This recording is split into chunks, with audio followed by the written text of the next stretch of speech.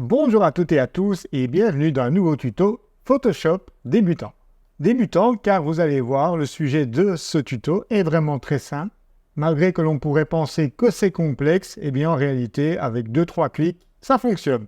Et donc ce sujet, c'est comment changer la direction du regard d'une personne dans une photo. Parce que vous le savez très probablement, tout comme moi, lorsque l'on prend des photos de groupe, il y a toujours quelqu'un qui ne regarde pas dans la bonne direction. Alors les photographes de mariage connaissent bien ce problème et ont recours à la rafale pour pouvoir superposer éventuellement différentes photos pour avoir au final une image où tout le monde regarde vers l'appareil photo.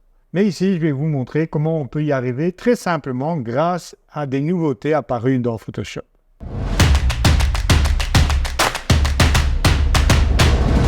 Alors, on commence par cette première photo où, comme vous pouvez le voir, ici, la fille de droite regarde les fleurs et ce serait probablement mieux donc qu'elle regarde l'objectif.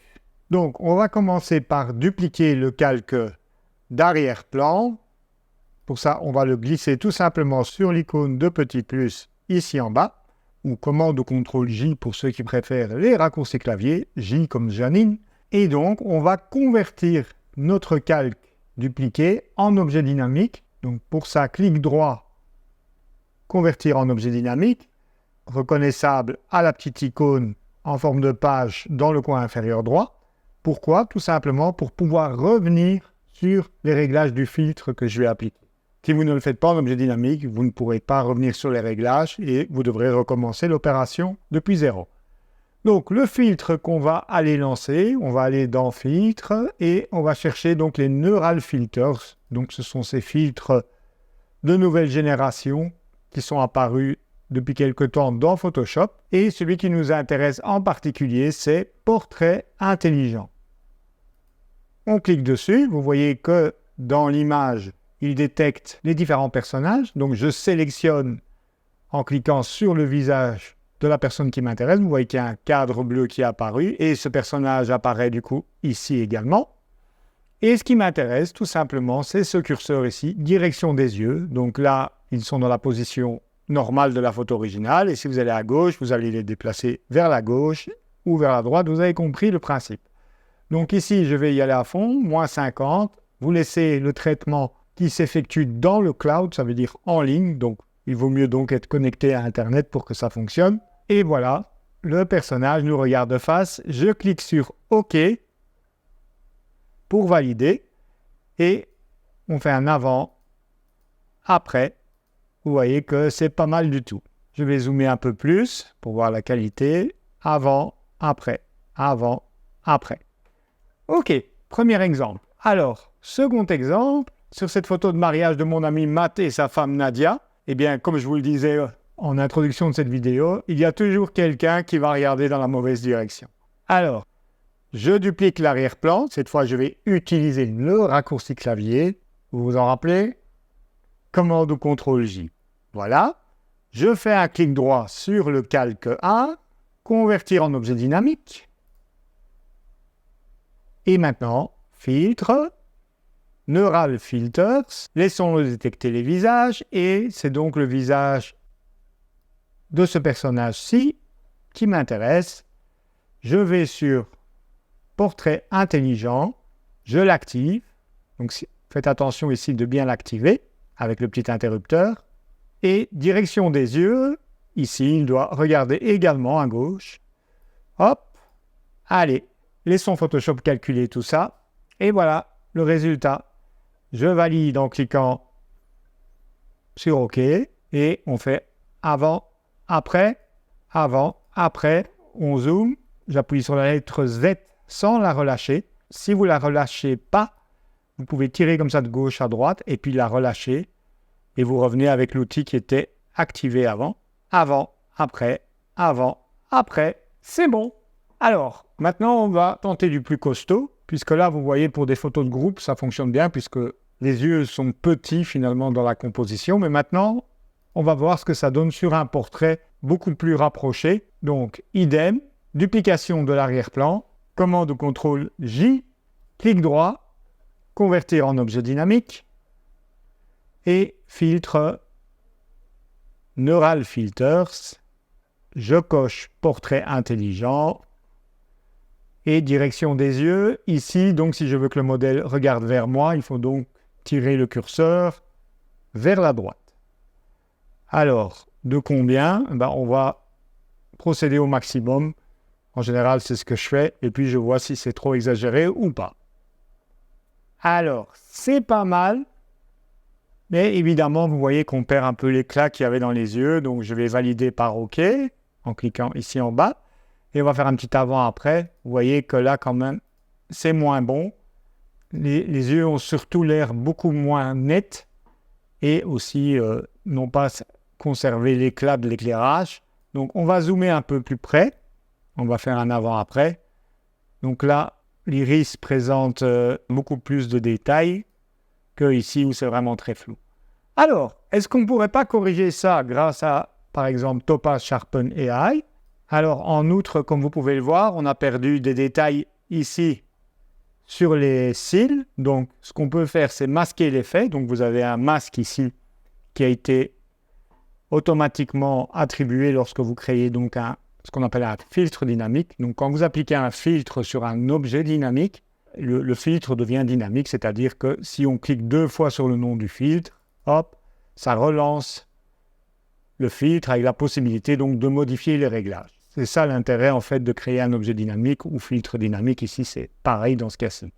Et donc, comme vous pouvez le voir, un masque a été créé automatiquement. Ça veut dire quoi? Eh bien que l'effet de ce filtre dynamique se voit sur l'entièreté de l'image, puisque le blanc, en fait, laisse passer le réglage. Mais comme ici, on peut le voir, ça a endommagé les cils. Donc, ce qu'on va faire, c'est masquer les cils, donc pour avoir les cils, en fait, de la version d'en bas. Donc, pour ça, on va prendre donc du noir pour cacher donc le réglage du filtre neural. Donc, pour ça, je prends un pinceau. Ici, l'outil pinceau. Je m'assure d'avoir en haut, dans la barre d'options de l'outil, opacité 100%, flux 100%. OK. Et je m'assure ici d'avoir du noir en avant-plan. Donc, je peux cliquer ici sur la flèche pour inverser la couleur d'avant et d'arrière-plan. Ou si vous avez des autres couleurs, il vous suffit de cliquer 2 fois sur un de ces carrés pour ouvrir le sélecteur de couleurs. Où là, vous pouvez, avec votre souris, choisir le noir en tirant vers le bas du cadre de couleur. OK. Alors, clic droit pour réduire la taille du pinceau, pour l'adapter donc à la taille des cils. Voilà, ça me semble bien. Et donc, assurez-vous bien d'être sur le masque. Donc, vous voyez qu'autour du masque, il y a un petit cadre blanc. Il n'est pas très visible, mais donc, regardez, si je passe sur l'image, vous voyez que le cadre s'est déplacé autour. Donc, vérifiez bien que vous êtes sur le masque. Et donc, ici, ce qu'on va faire, comme son nom l'indique, on va masquer l'effet sur les cils. Voilà. Voilà. On va aller voir de l'autre côté. Si vous vous êtes trompé, il vous suffit de réinverser la couleur d'avant-plan pour basculer avec le blanc devant. Donc le blanc va de nouveau révéler. Donc si vous avez débordé, comme ici je l'ai un peu fait, voilà, ça va rétablir donc le réglage. Donc voilà, on a récupéré en tout cas les cils d'origine. Et donc maintenant ce que je vais faire, comme je vous l'ai dit, je vais tenter de récupérer de la netteté grâce à Topaz Sharpen AI, qui est un plugin payant qui fonctionne aussi bien dans Lightroom que dans Photoshop ou tout seul d'ailleurs. Mais ici, je vais le lancer donc en tant que plugin. Plugin, ça veut donc dire un programme externe à Photoshop pour que la photo revienne ensuite dans Photoshop. Et donc maintenant, je vais faire ce qu'on appelle une copie fusionnée de tout pour l'envoyer donc vers ce plugin. Donc pour ça, vous pouvez créer un calque vide en cliquant sur le petit plus ici en bas dans la barre. Et ensuite, vous allez dans Images, Appliquer une image. Ici, vous vérifiez juste qu'il y a marqué calque fusionné. Si ce n'est pas le cas, vous allez chercher fusionné dans la liste et vous validez par OK. C'est tout. Donc, ça a copié en fait tous les calques qui étaient en dessous dans un calque vide.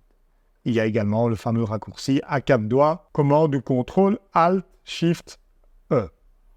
Et donc, il faut commencer à être habile des doigts. Donc, c'est une méthode alternative pour créer une copie fusionnée que je viens de vous montrer. Donc là, on va lancer Topaz Sharpen AI. Alors, si vous le désirez, vous pouvez également le convertir en objet dynamique. Donc, idem, clic droit, convertir en objet dynamique. Et donc, cela veut dire que je pourrais revenir sur les réglages du filtre si jamais, après, je reviens sur ma décision.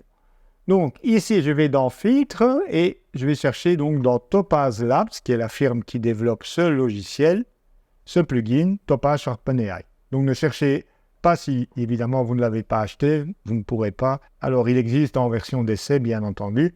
Voilà. Donc, ici, vous voyez que j'ai 4 modèles parce que j'ai choisi le mode comparaison ici en haut. Il utilise donc 4 algorithmes différents. Et donc, je recadre sur l'œil. Alors, évidemment, je ne me concentre que sur l'iris. Ça ne m'intéresse pas de prévisualiser l'effet autour puisque je vais le masquer. Et donc, a priori, c'est celui-ci. Regardez, si vous cliquez dessus, je vais cliquer dessus, avant, après, qui donne le plus de détails. Je sélectionne celui que je veux qu'il applique et je clique sur Appliquer, Apply en anglais. Vous m'avez compris. Processing, et donc l'image va revenir dans Photoshop.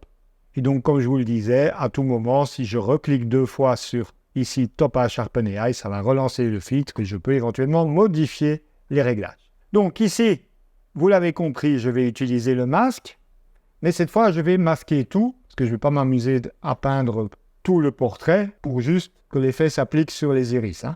Pour ça, je sélectionne bien le masque en ayant bien le cadre autour et je vais aller remplir ça de noir. Donc, je vais dans le menu Édition, Remplir. Remplir de quoi? Avec du, je vous le donne en 1000, du noir. OK. Voilà, vous voyez que le masque à présent est bien devenu noir. Donc, on ne voit pas le réglage en fait du tout. Et avec un fin pinceau, donc je reprends mon fameux outil pinceau, je vais révéler le réglage avec du blanc, puisque le blanc révèle, le noir cache. OK, j'ai du blanc. Je zoome en appuyant sur Z, comme Zorro. Je maintiens la touche et je tire de gauche à droite pour zoomer au plus près de l'œil. Et là, donc avec mon pinceau. Alors ici, je vais un peu changer la dureté du pinceau parce que je préfère avoir une transition un peu moins floue. Donc la dureté, en fait, ça définit, comme vous pouvez le voir ici, ça c'est ce qu'on appelle un pinceau dur. Donc vous voyez, le bord est parfaitement net. Et là, vous avez un bord doux. Voilà, quelque chose comme ça. Ici, j'ai mis 58 dans ces eaux-là. Voilà. Et donc là, je révèle la zone avec plus de détails. Alors, certes, ça n'est pas parfait, on est d'accord. Mais ça vous donne une idée, voilà, de ce qu'on peut récupérer. Voilà. OK, je passe à l'autre œil. Je maintiens la barre d'espace enfoncée, ce qui active l'outil main. Hello. Et je vais sur l'autre œil et je vais faire pareil, donc. Voilà. Vous voyez qu'ici, ça fonctionne mieux. Ça fonctionne pas trop mal. Alors attention de ne pas générer des artefacts, de ne pas révéler les artefacts, donc les petits défauts qui ont été créés. Donc je rebascule en noir. Donc je peux changer entre le blanc et le noir en appuyant sur la touche X, comme les X-Men. Hop, donc vous voyez là, ça a basculé noir-blanc. Donc noir pour recacher.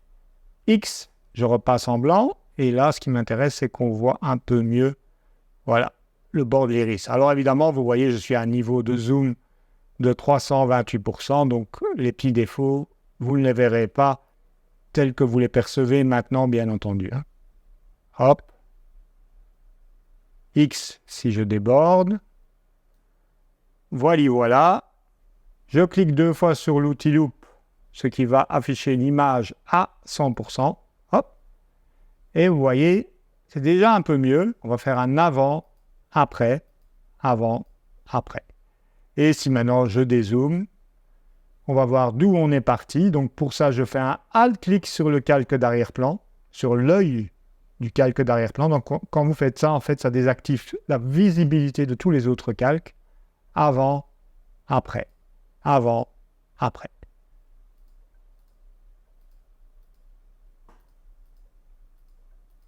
Ça me donne envie de faire un GIF animé. Donc, plus sérieusement, pour un portrait rapproché comme ça, on voit que ça ne fonctionne pas encore terrible. Mais par contre, je pense que c'est parfaitement utilisable pour des photos de groupe comme ici, ou encore comme ici dans le portrait d'Anastasia, comme on l'a vu. Voilà, c'était cette petite fonctionnalité intéressante de Photoshop qui est un peu cachée et qui n'est pas très connue, mais que les photographes de groupe et de mariage, je pense, apprécieront. Dites-moi en commentaire ce que vous en pensez après avoir testé. Et si vous avez trouvé ça intéressant, eh bien comme d'habitude, un petit pouce en l'air pour me motiver à réaliser d'autres tutos. Je vous remercie de votre fidélité et on se retrouve la semaine prochaine pour de nouveaux tutos Lightroom, Photoshop et photographie. Ciao, ciao!